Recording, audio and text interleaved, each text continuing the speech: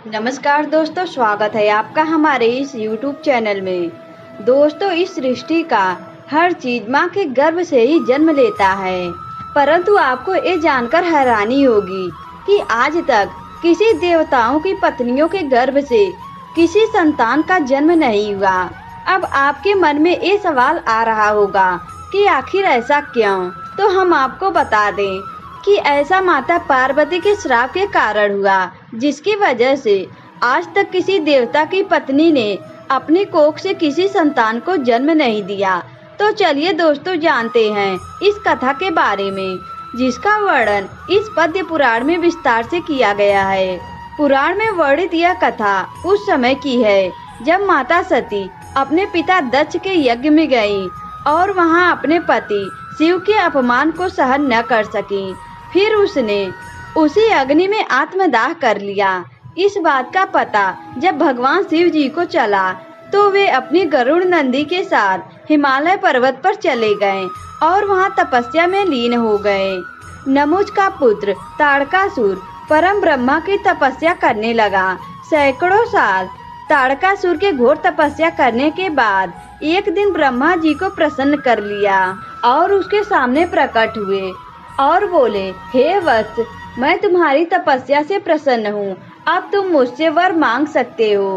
परमपिता ब्रह्मा जी की बातें सुनकर ताड़कासुर बोला, प्रभु, यदि आप प्रसन्न हैं तो अजय और अमर होने का वरदान दीजिए। तब ब्रह्मा जी बोले, हे वत्स, यहाँ कोई अमर नहीं हो सकता, क्योंकि इस संसार में जिसने भी जन्म लिया है उसकी मृत्यु अटल है। ब्रह्मा जी के मुख से यह बातें सुनने के बाद ताड़कासुर बोला, हे प्रभु, तब मुझे वर दीजिए कि मुझे शिव जी के पुत्र के अलावा कोई नहीं मार सकता और मैं अजय रहूं। उसके बाद ब्रह्मा जी तथास्तु कहकर वहां से अंतर ध्यान हो गए।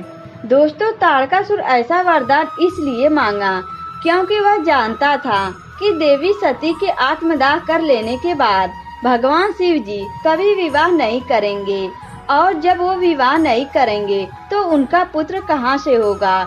लेकिन वह यह नहीं जानता था कि समय आने पर उसकी भी मृत्यु अवश्य होगी। ब्रह्मा जी से वरदान मिलने के बाद ताड़कासुर असुर लोक लौट आया और वहाँ का राजा बन गया। फिर कुछ समय बाद वरदान के अहंकार में उसने पाताल लोक और पृथ्वी लोक को अपने अधिवंश कर लिया।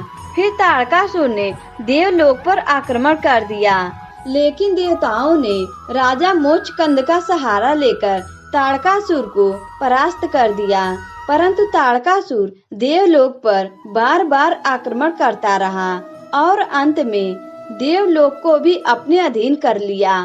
ताड़कासुर के हाथों परास्त होने के बाद देवता लोग ब्रह्मलोक पहुँचे और ब्रह्मा जी से बोले, हे परमपिता, आप ताड़कासुर से हमारी रक्षा करें। ठीक उसी समय आकाशवाणी हुई, देवताओं, तुम जितनी जल्दी हो पर्वतराज हिमालय जाओ, वहीं तुम्हारी समस्या का समाधान कर सकते हैं।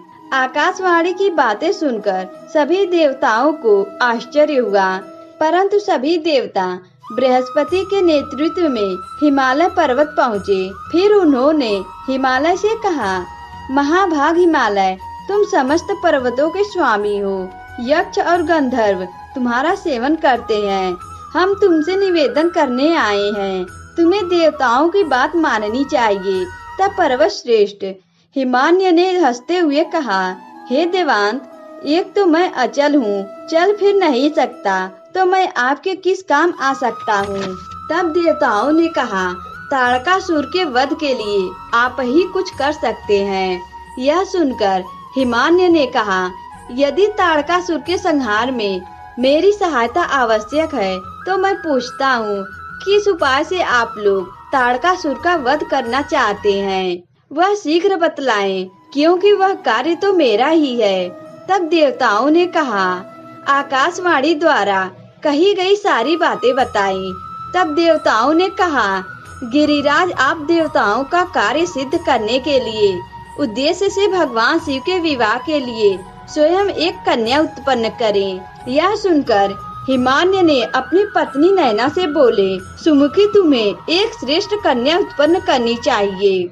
उसके कुछ दिनों बाद पर्वतों की रानी नैना ने बड़ी प्रसन्नता पूर्वक अपने गर्भ में एक कन्या को धारण किया। कुछ समय बाद नैना के गर्भ से एक कन्या उत्पन्न हुई जो गिरिजा नाम से प्रसिद्ध हुई।